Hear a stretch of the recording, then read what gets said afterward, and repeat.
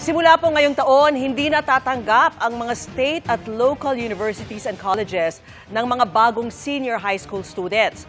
Ayon po sa Commission on Higher Education o CHED, 2021 pa raw dapat ito ginawa pero na-extend lang dahil sa pandemya. At yan po ang tinutukan ni Ivan Mayrina.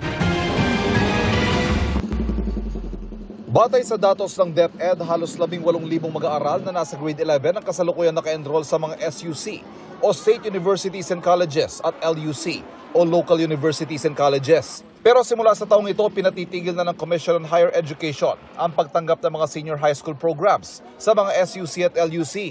The laws that created public universities said that they should be higher education institutions. Ang kanilang itinuturo ay mga degree program sa higher education.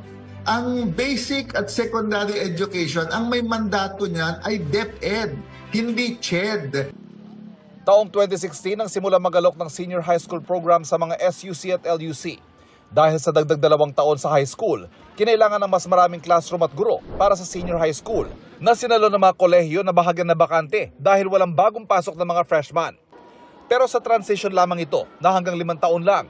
Kung tutuusin nga raw, 2021 pa dapat natigil ang senior high school program sa mga SUC. Pinalawig lang dahil sa pandemya. Ikinalungkot ito ni Stephanie, isang incoming senior high school student sa Maynila. Nangihinayang po kasi po as a student po, malaki rin po yung ambag nun sa amin kasi public po yun which is hindi na po kami magbabayad. Sabi naman ni Arsenio, grade 12 ngayon sa PUP. May napansin daw na limitasyon ng mga institusyong pangkolehiyo sa mga senior high school tulad niya. Yung mga teachers po is part-time lang po nila yung senior high school po kasi more on sa college po sila nagpo-focus. Paglilinaw naman ng CHED, ang pinatitigil nila ay ang pagtanggap ng mga bagong senior high.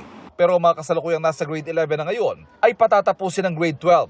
Pagsiguro naman ng DepEd, para sa mga nasa voucher program, bibigyan pa rin nila mga nasa programa para makatapos sila. Pero hindi na raw kasama sa programa mga grade 11 applicants sa mga SUC at LUC. Kakayanin na rin daw ng mga public schools ang mga hindi natatanggapin sa mga SUC at LUC. At may voucher program pa rin daw sila para sa mga gustong pumasok sa mga private school. Para sa GMA Integrated News, Ivan Mayrina, nakatutok, 24 oras.